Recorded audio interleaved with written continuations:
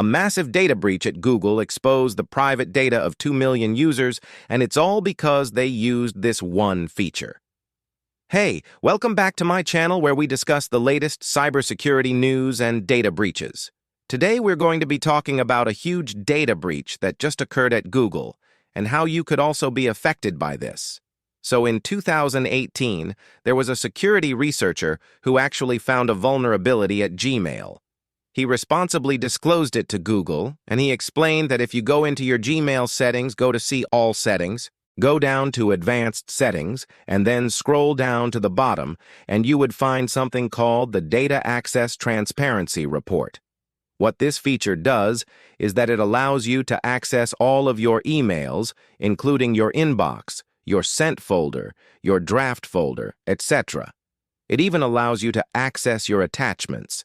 You can see your labels, and more importantly, you can even search your emails for keywords. So let's say you lost an email with an attachment that had an important password and you don't remember when that email was sent. Well, using this feature, you can just put the keyword password or whatever you think that email might have been about, and you'll be able to find that email, and hopefully that will help you recover that password. But this feature wasn't meant to be disclosed to the end user. It was only meant for Google's internal use. So what the security researcher suggested to Google was simply to remove that link from the public-facing website. Google didn't do that. They kept the feature, but they added additional restrictions to it. But these restrictions were not enough, and the security researcher felt like it wasn't enough. So he took his research public in 2019 and he said, hey, everybody, you can use this feature, and many people did use it. But there was a problem because every time you accessed this report, Google would store a copy of it locally on your computer, so you didn't need to have an internet connection. And that meant that if you were ever to share your laptop with somebody, or somebody stole your laptop, they would have access to all of your emails and all of your attachments, and they would even be able to search through those emails and attachments. So this was a very serious vulnerability that Google needed to fix immediately. Google did respond to this in 2019, saying that the feature was not intended for external customers, but apparently it still existed in the code base, and that some users could still access it. Now here's the problem, though. That article came out in 2019, and now in 2022, 3 years later, this bug is still not fixed, and it's because of this bug that 2 million users of Gmail are being affected right now. So here's the full story.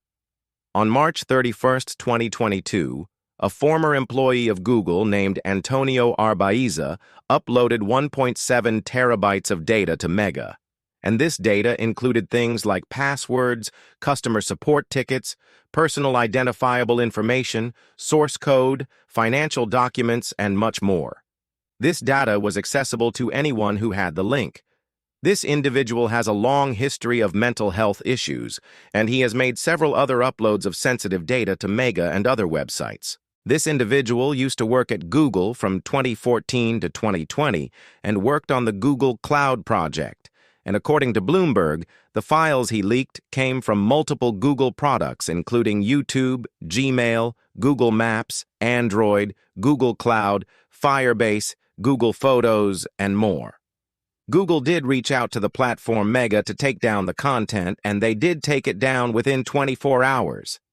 But now the question is, why are 2 million people being affected?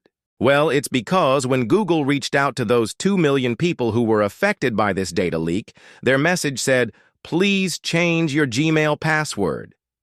The fact that Google had to publicly disclose this data breach and tell their 2 million users to change their passwords means that Google was aware of this issue and did nothing about it.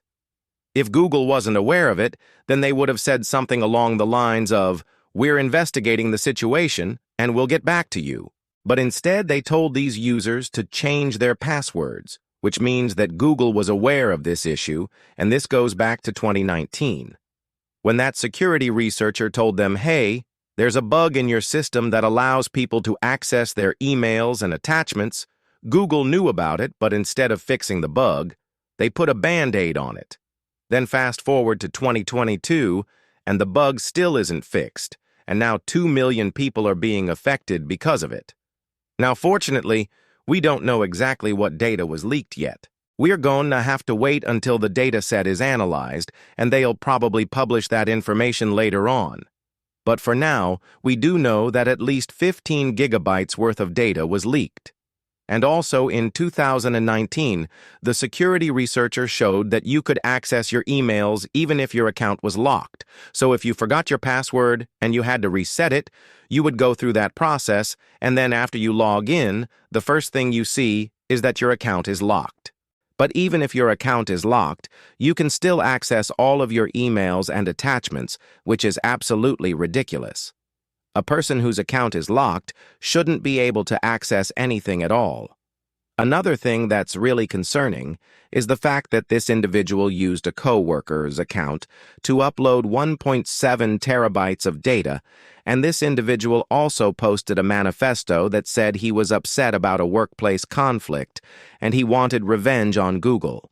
So it looks like he may have used this coworker's account to get access to all of Google's systems. In fact, he had access to almost everything except for the Google Cloud Console, which would have given him access to Google's source code. This individual had access to things like personal data, customer support tickets, and more. According to the report, Google says that the vast majority of the data was not personally identifiable and that they would notify those affected directly. However, based on the size of the data, 1.7 terabytes, I highly doubt that only a small portion of it contained PII. Also, we don't know how much of this data was actually backed up. I mean, yes, Google does back up their servers, but we don't know what happens if there is a data breach. Take Yahoo, for example. In 2013, Yahoo experienced a massive data breach where 3 billion accounts were affected. But it wasn't until 3 years later that the FBI actually linked that breach to a group of Russian spies. And even then, Yahoo didn't admit that they were hacked. They only said that some account information got stolen. And speaking of Yahoo, that breach was never supposed to come out, but a security researcher named Chris D. Dober found this secret page in Yahoo's code that allowed him to basically brute force any Yahoo password. He tried it, and he was able to get access to over 6 million accounts. He reported this to Yahoo, and then they closed this loophole, but they never notified those affected users. But he went ahead and published the names of those users, and he even gave them the option to see if their account was part of that breach. And this is all because Yahoo failed to implement a very basic security measure, the username lockout. When you try to log into a website and enter the wrong password over and over again, most websites will lock your account for a certain period of time. That way, you have to wait a few minutes before you can try again. This prevents brute force attacks, but Yahoo didn't implement that. And if you've used the same password across multiple websites, well, then that means that your account is now part of a massive data breach. And the worst part about it is that Yahoo wasn't fined for this. Yes, in 2017, the U.S. government fined them $250,000, but that was for failing to report the breach, not for actually having the breach itself. As for Google, their stock is down 6% because of this incident. But again, this bug was known since 2019, and it's only now that they're getting punished for it. I mean, I get it. Yes, this bug was present in 2019. Yes, the security researcher showed that this bug exists, but it's only now that they're getting penalized for it. I mean, how long does it take Google to fix a bug? Anyway, make sure you change your Gmail password and enable two-factor authentication. And if you want to learn more about data breaches, check out this video over here. Thank you guys so much for watching, and as always, stay informed, stay secure.